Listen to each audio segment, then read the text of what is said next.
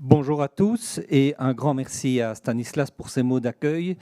Avocat.be, que je représente ici, est particulièrement heureux de pouvoir participer à cette recherche de sens commune en période de Covid que nous faisons ici tous ensemble.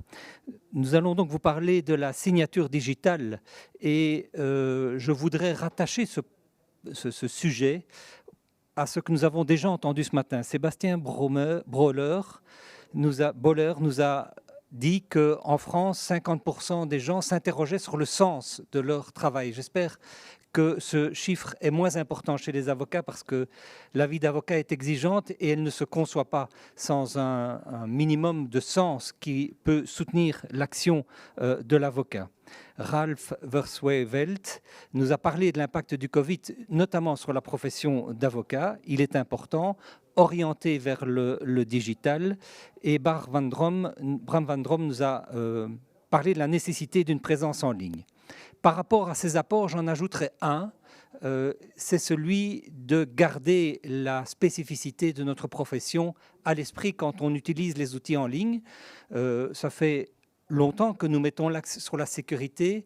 Je crois qu'aujourd'hui, par rapport à cette accélération numérique que nous connaissons, au niveau des échanges écrits, il y a le problème de la signature dont je vais parler dans un instant.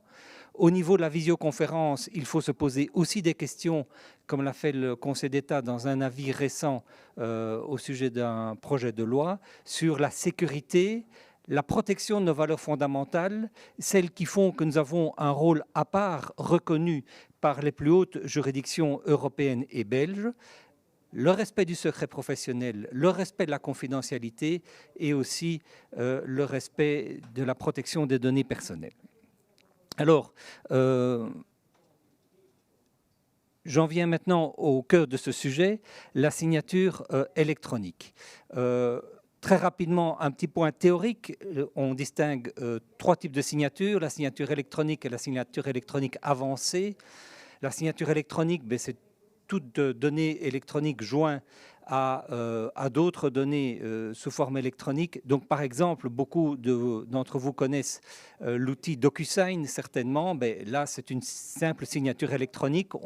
On trace avec sa souris sa signature, on la pose sur un document et à partir de là, le document est signé. C'est une signature électronique. La signature électronique avancée nécessite le respect d'un certain nombre de conditions au niveau de l'identification du signataire, au niveau de la confiance que l'on peut accorder à cette signature. Tout cela est déterminé dans le règlement EAIDAS qu'on a transcrit en droit belge dans une loi qui a été intégrée au Code de droit économique. Ça, ce sont deux types de signatures qui sont des signatures électroniques non qualifiées. Et puis, il y a la signature électronique qualifiée qui est beaucoup plus exigeante, qui impose notamment du face-to-face qu'au moment de la délivrance du certificat, en tout cas des exigences fortes au niveau de l'identification du titulaire du certificat, la liaison entre le certificat et la signature électronique. Ceci a des conséquences juridiques importantes. En ce qui concerne la signature non qualifiée, elle bénéficie de la clause de non-discrimination qui implique qu'on ne peut pas discriminer une signature pour le seul fait qu'elle est électronique, mais celui qui a utilisé une signature non qualifiée ne bénéficie pas de la clause d'assimilation ou de présomption qui est attachée uniquement à la signature qualifiée. Ça veut dire qu'une signature qualifiée est considérée comme ayant la même valeur qu'une signature manuscrite. Et celui qui ne bénéficie pas de cette qualification va devoir donc convaincre le juge de la qualité de la signature et de ce qu'il y a des garanties d'identification du titulaire qui sont suffisantes pour accepter que cette signature soit valable. Le barreau a diffusé en collaboration entre l'Ordre van de Vlaamse Balies et l'Ordre des barreaux francophones et germanophones, des cartes d'avocats qui sont là pour attester de la qualité d'avocat du titulaire. Il y a une première carte dont on procède actuellement au remplacement. Donc la carte V1 contenait sur la puce deux certificats, un certificat d'authentification qui permettait d'accéder à la plateforme DPA notamment, un certificat de signature QES qui permettait de signer des documents, notamment dans Rexol, mais aussi par exemple des PDF. On a donc lancé la carte V2 parce que cette carte V1 avait une durée de validité de 3 ans et les premières venaient à échéance en septembre dernier.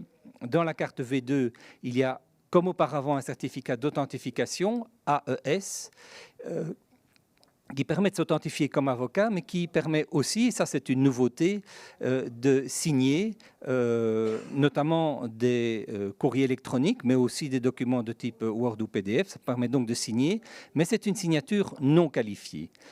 Je viendrai tout à l'heure sur l'avantage d'avoir pris cette signature non qualifiée, notamment pour les courriers électroniques. En ce qui concerne le deuxième certificat, c'est un certificat QES, qui lui n'est plus sur la puce, mais qui est dans le cloud. Mais pour l'utilisateur, ça n'a pas d'incidence au niveau de ce qu'il voit, si ce n'est que le jour où on va pouvoir travailler sur un device mobile, le fait d'avoir le certificat dans le cloud est évidemment un avantage. Il ne faut pas avoir un lecteur de carte pour l'utiliser. Et donc, avec le certificat QES, on peut signer de manière qualifiée, avec donc l'assimilation à une signature manuscrite. Alors, le certificat AES, ce n'est pas une simple signature électronique, c'est une signature électronique avancée qui se trouve sur la carte d'avocat.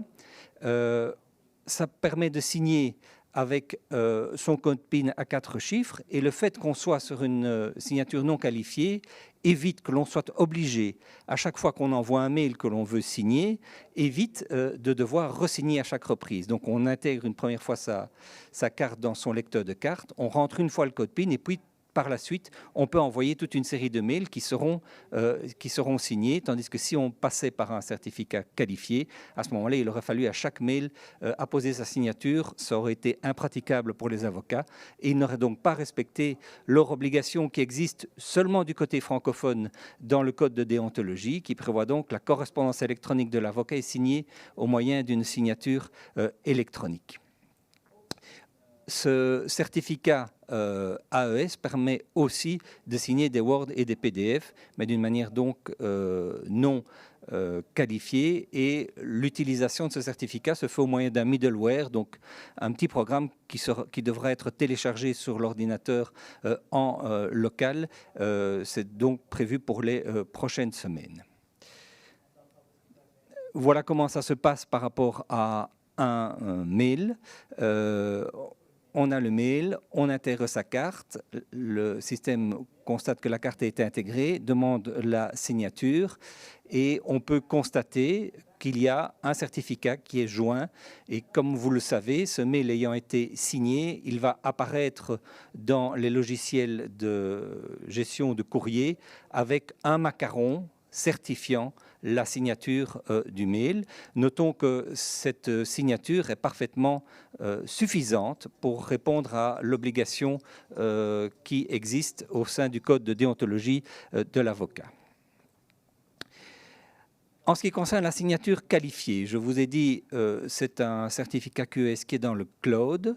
À chaque fois qu'on l'utilise, il faut introduire son code PIN à 6 chiffres. Ça sert à signer déjà aujourd'hui et ça fonctionne parfaitement dans Rexol. Et ça sert aussi grâce à la plateforme DPA qui a une option, une application SignDoc qui sera bientôt mise en ligne. Donc ça permettra de signer des PDF en ligne. Alors dans Rexol, rapidement, je vais passer les slides assez vite, mais donc voilà comment on procède, on choisit si on veut signer électroniquement le document que l'on veut déposer. Si on clique sur l'option signer électroniquement, on se retrouve sur la plateforme DPA où il faut s'identifier comme avocat. Le système génère le document à signer, on clique sur le bouton signer, on doit rentrer son code PIN à 6 numéros. Et le système génère un certificat de signature. Il est donc signé dans Rexol. On a un document qui est signé numériquement. SignDoc est une autre utilisation du certificat QES. Donc vous avez un document Word, vous souhaitez pouvoir le signer numériquement. Avec ce document Word, vous allez sur SignDoc, vous téléchargez le document dans SignDoc.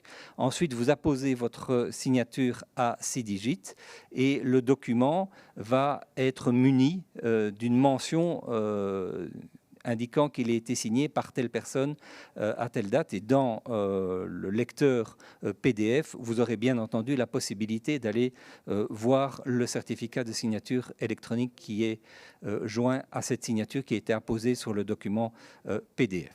Voilà donc rapidement les différentes applications que nous avons faites au niveau d'avocat.be par rapport à la signature électronique, et j'en reviens un instant sur ce que je vous disais en introduction.